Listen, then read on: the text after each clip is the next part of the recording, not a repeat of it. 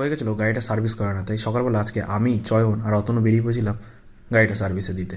আর অতনুরও দত্তপুরে একটু কাজ ছিল, তো ভাবলাম আসার সময় একেবারে কাজটা মিটিয়ে তারপরে বাড়ি আসবো। যেরকম অতনু গাড়ি নিলাম আর আমার গাড়িটা নিয়ে চলে যাই সার্ভিসের দোকানে। তারপর গাড়িটা দোকানে দিয়ে চলে যাই দত্তপুর স্টেশনে গেছিলাম একটা ঘড়ির দোকানে। অতনু একটা ঘড়ি কিনেছিল, তো ওর হাতে একটু বড় হচ্ছিল, তো ঘড়ির দুটো ঘাট কেটে মানে হাতে সেট করার জন্য গেছিল। তো এখানে চয়ন দাঁড়িয়ে আছে, চয়নের কোনো কাজ নেই, চয়ন আমাদের সাথে এমনি এমনি যায়। তারপর সেখান থেকে বাড়ি ফেরার পথে আমি অতনু চয়ন চা খেয়ে বাড়ি চলে আসি। তারপর বিকেলবেলা আমার কাছে একটা নতুন স্টুডেন্ট পড়তে আসে। এ হচ্ছে আমাদের পাড়ার ডন, আমাদের বাড়ির সামনে থাকে, এর নাম হচ্ছে গোল্লা, আমরা বলে ডাকি। ওর ভালো নাম হচ্ছে রায়া। তো সবে পড়া শিখছে, ও খুব কম বলে, খালি সাপ উট এইসব বলে। তো দেখো ও কি বলে।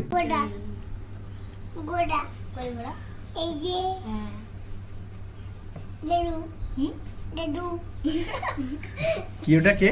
দাদু। দাদু? কুমির। ওটা কে দাদু? হ্যাঁ, উট। কই উট? উট কোথায়? পিউট। এই যে উট। আম কোথায়? আম আম আম এটা হবে। ইঁদুর? এই যে এটা ইগল ইগল? এই পাখি পাখি পাখি কই?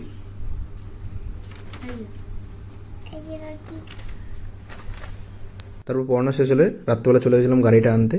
তো এখন একটুখানি পার্টস লাগানো বাকি আছে। তারপর বাড়ি ফেরার সময় আবার চা খেয়ে বাড়ি চলে আসি আমি, অতনু আর চয়ন। ভিডিওটা ভালো লাগলে অবশ্যই একটা লাইক করে দিও। Good bye, good night.